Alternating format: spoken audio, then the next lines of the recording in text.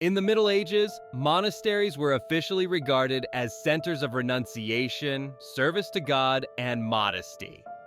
Regardless of whether it was a monastery for men or women, the rules of accommodation, daily routine, and list of restrictions and regulations mandatory for all were essentially the same. In reality, however, sometimes especially women's monasteries became more like centers of immorality, and even open orgies than models of righteous living. And each European country had its own characteristic features in this matter. Today we're going to tell you about the immoral moments in monasteries throughout Europe in the Middle Ages. Number 5. Scandals in Great Britain. Our first stop takes us to the British Isles, the land of kings, knights, and, surprisingly, very naughty nuns. We're talking about Littlemore Abbey, a place that had a reputation as a cursed site since its founding in the 12th century. At the beginning, it wasn't anything cheerful. The building was old and dilapidated, and the nuns reportedly prayed sincerely mainly that the roof wouldn't fall on their heads. They were poor, isolated, and their lives were truly full of sacrifice. But as time went by, the fear of the ceiling collapsing was replaced by a completely different atmosphere. Perhaps they decided that since they were already living in constant danger, they might as well enjoy life a little. And so strange rumors began to spread around the area. One was more bizarre than the next. People whispered that the nuns of Littlemore invited pilgrims, travelers, and stray knights into the monastery to spend the night with them. That in itself wouldn't have been anything bad. Hospitality was a Christian virtue. Except these nuns charged absolutely incredible, downright fantastic sums for their services. And soon it became clear to everyone that the price didn't include just lodging and warm soup. The abbey was slowly turning into a kind of luxury, hidden in with a very specific offering. By the 15th century, the abbey's reputation was completely destroyed. It was no longer just rumors, but an open secret. The monastery had become a center of sexual promiscuity, theft, and other ugly things. The nuns actively lured young men and students from nearby Oxford into their cells. In cells that were supposed to serve for prayer, wild parties took place that often degenerated into real orgies. Many of these lucky ones then discovered in the morning that their money, jewelry, and other valuables had disappeared during the night. The nuns simply weren't ashamed to rob their guests. Their desire for fun was immeasurable. They quickly consumed all the supplies of church wine that was intended for masses. What did they do when the wine ran out? They started selling off the monastery's property, candlesticks, chalices, and even land, just so they'd have money for more alcohol and a wildlife. The darkest chapter of Littlemore Abbey, however, came under the rule of Abbess Catherine Wells. She wasn't just an ordinary abbess who turned a blind eye to her sister's transgressions. She was a tyrant who established a reign of terror in the monastery.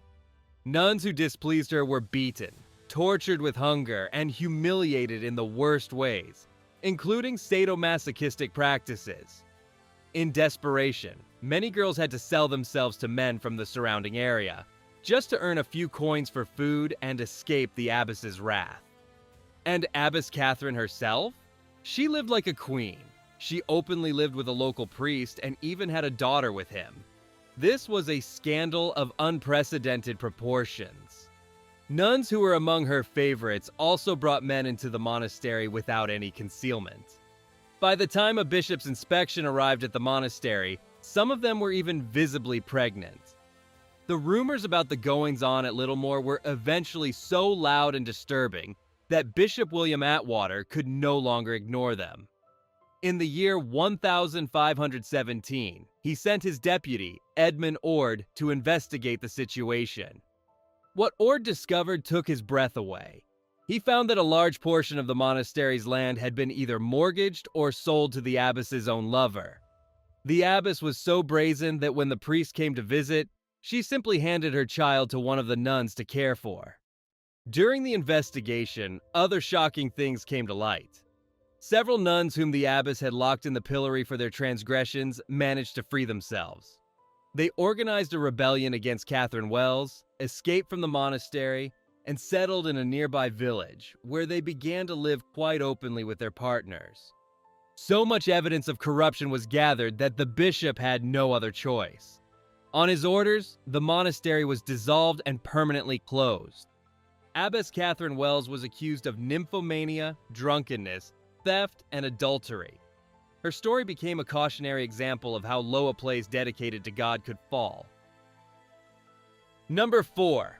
Honorable nuns from Italy. Let's now move south to sunny Italy, the land of art, wine, and passion. Unlike their British colleagues, Italian nuns at least didn't openly engage in theft. There were no recorded cases of them selling off church property to buy alcohol. They simply had a different style. Italian monasteries were so famous for carnal pleasures that they amazed even the society of the time. Many monasteries essentially became luxury brothels, hidden behind thick and sacred walls. The most famous in this regard was Venice, a city full of wealth, trade, and entertainment.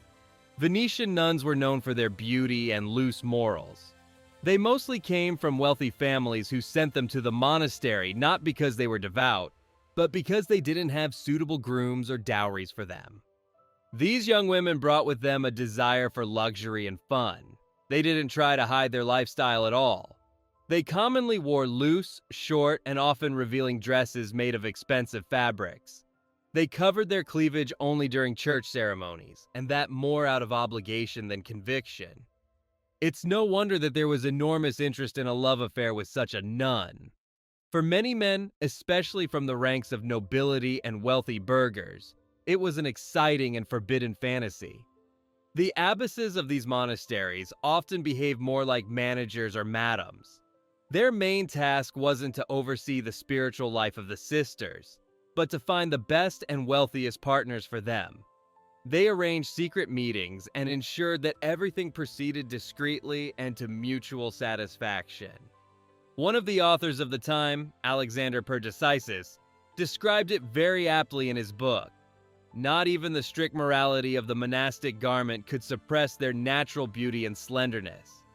Almost all monasteries throughout Italy welcomed the pleasure of male visitors.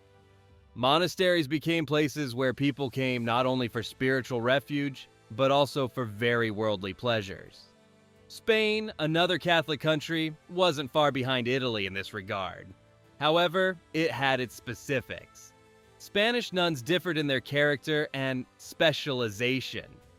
Visitors, that is, men who came to the monasteries, gave individual monasteries unofficial nicknames. These names probably corresponded to the nature and scope of services provided. There existed, for example, the Abbey of Virgins, the Abbey of Penitent Magdalens, and so on. Each name suggested what type of experience a man could expect. Honestly speaking, in Spain, authorities tried to punish nuns for their immoral behavior, but in vain. As contemporary records testify, the number of such convicted servants of the Lord grew dramatically. There were so many of them that the justice system couldn't keep up with punishing them. It's no wonder, therefore, that just as in Britain, Spain also knows in history a case where a monastery had to be closed because the nuns' immorality exceeded all conceivable limits. The extravagance of nuns at the monastery of St. John the Baptist in the city of Bologna was so enormous that authorities were forced to expel all the nuns and close the monastery. Other monasteries, such as the monastery of St. Leonard, were placed under the strict supervision of another, more orderly monastery in hopes that the situation would improve. Italian and Spanish nuns may not have stolen, but their monasteries became symbols of hidden yet very organized prostitution under the guise of faith. Number 3. German attempts to establish order. Let's now move to Germany. Germans were always known for their discipline and sense of order. It's therefore not surprising that secular and church authorities tried their hardest to stop the wild parties and immoralities that took place in some monasteries. Unlike other countries where similar transgressions were often overlooked, German authorities punished offending nuns quite harshly and without mercy. But even that often didn't help. An example can be the Gnadensheil Abbey in the Swabian Jura. This place gradually transformed into a real brothel. It was an open secret that any time, day or night, a client could visit the monastery who was willing to pay for the gentle services of the local nuns. The situation was so unbearable that eventually even the monastery's patron and sponsor, Duke Julius of Braunschweig, lost his patience. He financially supported the monastery, believing he was supporting a pious work. When he discovered the truth, he was furious. He decided to put an end to this sexual rampage once and for all, and very decisively. On his personal orders, the abbess, who bore responsibility for everything, was literally walled up alive in the monastery wall. It was a cruel and exemplary punishment meant to deter all others. German church authorities cannot be denied effort. They conducted both preventive and unannounced inspections of monasteries to find out what the morality was like in them. The results of these inspections, however, were often shocking and disturbing. For example, during one such unexpected visit to Söflingen Abbey, inspectors discovered that most of the nuns were pregnant. This was clear proof that the monastery definitely wasn't serving only for prayers. The most curious case, however, concerns the Oberndorf Monastery. This place was unofficially nicknamed the brothel for nobility. The reason was simple. It was visited exclusively by noble and wealthy citizens, and its inhabitants were about 20 nuns who also came from aristocratic families. It was an exclusive place for the highest class. In this abbey, they had one particularly favorite and perverted game. During a feast, when everyone was in the best spirits, at an agreed signal, all the lights suddenly went out. In complete darkness, visitors and nuns then had sexual intercourse with whomever they encountered. It was a game full of anonymity and forbidden excitement. In Basel, authorities decided to approach it differently. To prevent promiscuous visitors from accessing monasteries, they simply prohibited nuns from entering the city. This isolated them from the outside world. And to discourage men, they imposed a high fine of 10 guilders for anyone who dared to enter a monastery with sinful intentions. Despite all German efforts for order and discipline, it's clear that human desire for forbidden fruit was stronger than any prohibitions and punishments. Even in the land of order, things were happening behind monastery walls that were supposed to remain hidden forever. Number 2. French traditions. Welcome to France, the land of love, wine, and revolution. It's probably no surprise that even the local monasteries had their wild side. However, France differed from other countries. It wasn't just about secret lovers or hidden prostitution. French monasteries were famous for hosting the most authentic bacchanalia you can imagine. These were parties in the spirit of ancient Roman Saturnalia, wild, uninhibited, and full of alcohol and vice. Imagine a feast in a monastery. Tables are sagging under food and jugs of wine are passing from hand to hand. As the evening progresses and wine rises to their heads, the atmosphere relaxes. Pious songs are replaced by merry singing and dancing. Soon all inhibitions fall. Men and women, heated by wine and desire, indulge in unbridled passion. The entire room transforms into one large tangled ball of bodies and lust. These were exactly the scenes that took place in some French monasteries. The situation went so far that church authorities had to intervene. Official regulations were issued for Parisian monasteries that categorically prohibited nuns from participating in bacchanalia and orgies. The very fact that such a ban had to be issued testifies to how widespread this problem was. But did it help? Not at all. In the monasteries, no one cared about the church fathers' orders. The parties continued, perhaps just with a bit more caution. The ban was so ineffective that almost 30 years later, it had to be reissued, essentially in the same wording. Interestingly, even in official church documents, these orgies were called very colorful names, such as phallus worship or mad festivals. Church dignitaries knew exactly what was happening, but their power was limited. Prohibitions and threats of hell simply didn't work on wild nuns and their guests. Proof of how little the bans helped is the report of the famous Bishop Odo Rigaud from the year 1245. This bishop visited monasteries in Rouen to check their moral condition. In his report, he then stated with horror and indignation that nuns there were largely indulging in indecent pleasures. He used diplomatic language, but everyone knew what he meant. Even decades after the ban was issued, the situation hadn't improved at all. French nuns simply wouldn't let anyone take away their fun and confirmed France's reputation as a country where love and passion know no bounds, not even monastic ones. Number 1. The Royal Monastery Brothel. We're reaching the top of our list, a story so incredible that it sounds more like a plot for a historical film than an actual event. The most amazing and bizarre case in the history of monastic debauchery took place in the mid-14th century in French Avignon, and at its center stood no one less than the Queen herself. At that time, Queen Joanna I of Naples ruled in Avignon. This woman decided to solve the problem of prostitution in her city in a very original and shocking way. On her orders, all prostitutes and promiscuous girls from the entire city were rounded up and gathered. But they weren't sent to prison or expelled from the city. Instead, the queen had them locked up in a specially established monastery. Officially, it was claimed that these fallen women were in the monastery to do penance. They were supposed to pray, work, and in the silence of cells atone for their sins before the Lord. It was supposed to be an institute for the correction of the soul, a pious project under the patronage of the queen herself. The public was at least supposed to perceive it that way. Reality, however, was diametrically different. In fact, it was a fully functioning brothel that operated under the personal patronage and protection of the queen. It was basically a state enterprise. The abbess who stood at the head of this monastery didn't decide about the girl's spiritual progress. Her role was to decide which client to let in and which cell to send him to. She was basically a luxury madam with the blessing of the crown. Unlike ordinary brothels, however, women in this monastery had much less freedom. They were basically prisoners. And of course, they received no money for their services. All profit probably went into the royal treasury or into the pockets of those who ran the entire operation.